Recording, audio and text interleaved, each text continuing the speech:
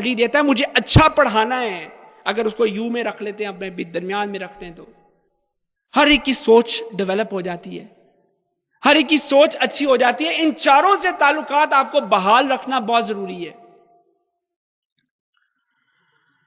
अब बात यह है कि इन ताल्लुकात को बहाल करने के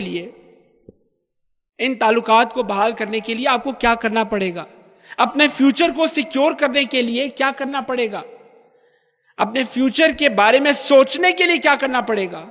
What are the steps which you have to take to be the leader in the country, to play a positive role in the country? और अपने आप को सिक्योर करने के लिए, अनएम्प्लॉयमेंट को खत्म होने के लिए आप एज एन इंडिविजुअल क्या रोल प्ले करना पड़ेगा इन चारों के ताल्लुकात बहाल करने के अलावा?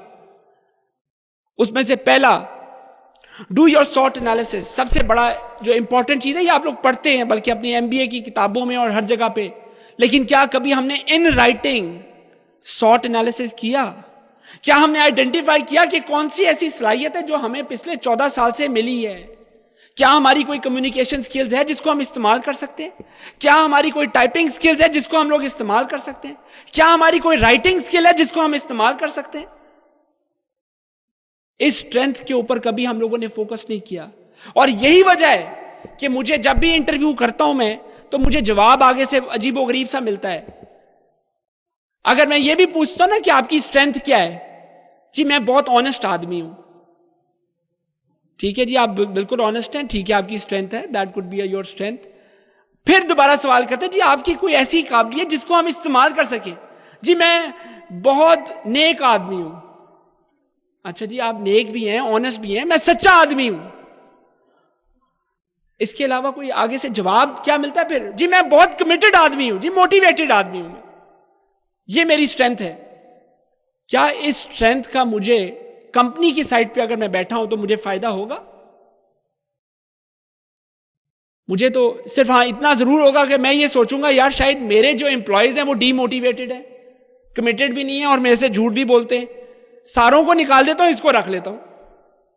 This what I have to think about. क्या इस तरह की सोच पैदा कर सकते हैं हम लोग? अब इस स्ट्रेंथ के ऊपर जब मैं फोकस करता हूं तो शायद आप ये कह सके, जी मेरी कम्युनिकेशन स्किल्स बड़ी अच्छी है, हां, फिर मेरे पास दिमाग में आता है कि यार इसको मैं एज अ स्पीकर इस्तेमाल कर सकता हूं।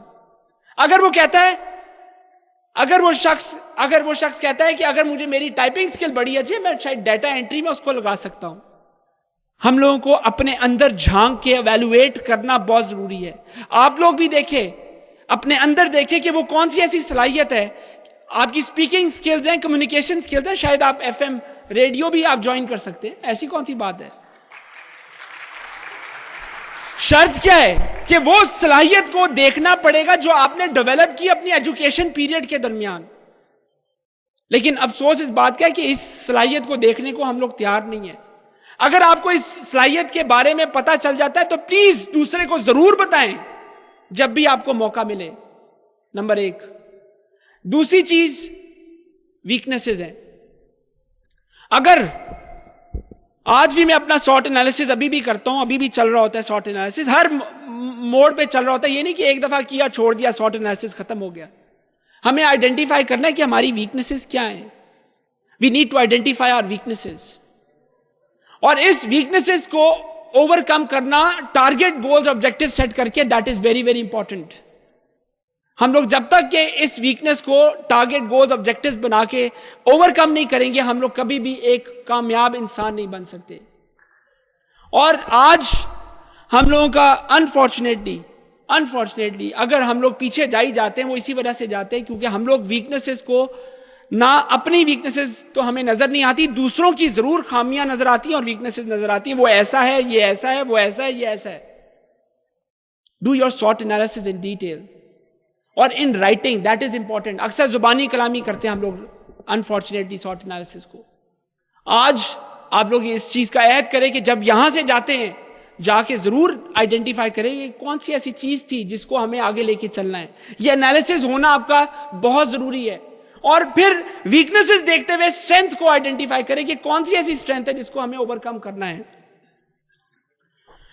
फिर अगर आपको वीकनेसेस, अपॉर्चुनिटीज एंड थ्रेट्स पता चल जाता है, डेफिनेटली अपॉर्चुनिटीज के हवाले से मैं बात करना चाहूंगा। हर शख्स को एक मौका मिलता है इंटर्नशिप की फॉर्म में, स्पेशली फ्यूचर वर्कफोर्स को, लेकिन अनफॉर्चुनेटली उस इंटर्नशिप की फॉर्म का जो उसको अपॉर्चुनिटी मिलती है उसको कभी वो कैश नहीं करवा पाता।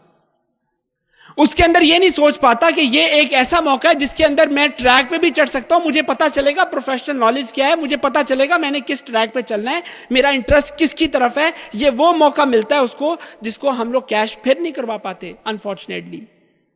अगर आपने ये शॉर्ट एनालिसिस पहले सही तरीके से किया है तो इस अपॉर्चुनिटी को आप जाने ना दीजिएगा। आपने उस जगह पे जहां पे आप इंटर्नशिप करते हैं अपने दिल से करनी है, और प्लस आइडेंटिफाई करना है कि यहां पे मुझे क्या चीज करनी होगी कि मैं इनके करीब आ सकूं या किसी और के अदारे के करीब आ सकूं। देन ऑफ कोर्स वीकनेसेस देखते हुए need to identify the strength, we need to identify what are the target goals and objectives. We need to set the target goals objective in our lives. Normally हम इसको smart in nature कहते हैं. They should be smart in nature, specific, measurable, achievable, and of course time bound, achievable and time bound, which is very very important. They should be smart in nature. और result oriented होना लाजमी है. अल्लाह सुब्हान ताला ने हमें यह कहा है कि अगर हम लोग खाना काबा में नमाज पढ़ते हैं 1,00,000 गुना सवाब होता है, अगर हम बाजमात नमाज पढ़ते हैं 27 गुना सवाब होता है। ये करो ये मिलेगा, ये करो वो मिलेगा। क्या हमने अपनी जिंदगी के अंदर टारगेट गोल्स ऑब्जेक्टिव सेट किए?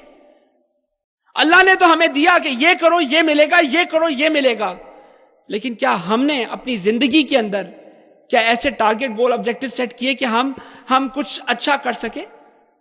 यह भी एक फेलियर की निशानी है हमारी कौम की। आज से हमें यह टारगेट गोल ऑब्जेक्टिव सेट करना है, keeping in your strength in mind. Definitely उसका आउटकम क्या होगा, that is a later stage which you have to evaluate. फिर डेफिनेटली एक और चीज जो मैं जोर देना चाहूंगा, that we need to think out of the box. आज हमारी सोच जो है एक रिस्ट्रिक्टेड सोच है, हमारी सोच एक बॉक्स के अंदर बंद है। इस बॉक्स से हमें बाहर निकलना है। We need to think out of the box today. आज हमें ज्यादा सोचना है, हमें प्लान करना है, प्रॉपर तरीके से प्लान करना है, ताकि इस टारगेट गोल ऑब्जेक्टिव को सही तरीके से हम लोग काबू कर सकें, इस पे अमल कर सकें, इसको अचीव कर सकें। हमारे एक नारा जो मैं अक्सर पंजाबियों का बहुत मशहूर नारा है प्लानिंग के हवाले से, सोची पे आते बंदा, इसलिए सोचना मना है। जबकि अगर मैं बाकी नेशंस को देखता हूं, आज मैं जापान को देखता हूं या अमेरिका को देखता हूं या अदर सक्सेसफुल नेशंस को देखता हूं, तो वो सोच के ऊपर ज्यादा कंसंट्रेट करते हैं। वो सोच और प्लानिंग के ऊपर ज्यादा उनका टाइम गुजरता है, बजाय इसके कि वो बाकी चीजों के ऊपर टाइम दें। हमारे यहां पे उल्टा सिस्टम चलता है। यहां पे सोचना मना है, पहले कर लो, जब कर लेते तो फिर दोबारा करो, लेट्स डू इट अगेन। फिर दोबारा करते हो, ये तो गलत हो गया, एक और दफा करो। तो हर काम को 2 से 3 दफा करते हैं, कई दफा 3 से 4 दफा भी करते हैं। Let me tell you that. एक ईमेल जब चेक करनी होती है तो इनबॉक्स से ईमेल खोलते हैं, उसके बाद पढ़ते हैं, थोड़ी देर बाद बंद कर देते हैं, फिर दोबारा खोलते हैं और फिर दोबारा रिप्लाई करते हैं। हर काम 2 दफा करते हैं, अक्सर ये होता है। कभी क्या हमने ये सोचा कि इस हर काम 2 दफा जो करते हैं उसको 1 दफा क्यों ना करें हम लोग? 1 गो में क्यों नहीं होता? एक प्रिंट आउट लेते हैं, फिर दूसरी दफा दोबारा प्रिंट आउट ले रहे होते हैं। नहीं यार, ये कॉमा मिस हो गया, ये डेट मिस हो गई, दोबारा ले लो। Look at the cost involve into it. तो प्लान से, सोच के और अच्छे तरीके से अगर हम लोग लेते हैं, 1 टाइम करें हम लोग, इसे सोचना बहुत जरूरी है। मेरी रिक्वेस्ट आप लोगों से है कि अपने एनवायरनमेंट के अंदर, अपने जहां पे भी आप जो भी काम कर रहे हैं, डेफिनेटली उसके अंदर प्लानिंग एलिमेंट बहुत जरूरी है। प्लानिंग उसके अंदर एम्बेड करें। अब एक और जो सबसे इंपॉर्टेंट चीज विच पूरे मुल्क का फुकदान उसकी वजह से होता है कि पॉलिसियां बन जाती हैं। जिस तरह आज सुबह हमने अभी 3-4 किस्म की पॉलिसी बनाई कि मोबाइल फोन की एंड ऑल दैट स्टफ, लेकिन उसकी इंप्लीमेंटेशन का फुकदान रहता है। टारगेट सेट हो जाते हैं, गोल सेट हो जाते हैं, लेकिन अफसोस इस बात का है कि उसकी इंप्लीमेंटेशन के लिए हम लोग कुछ नहीं करते।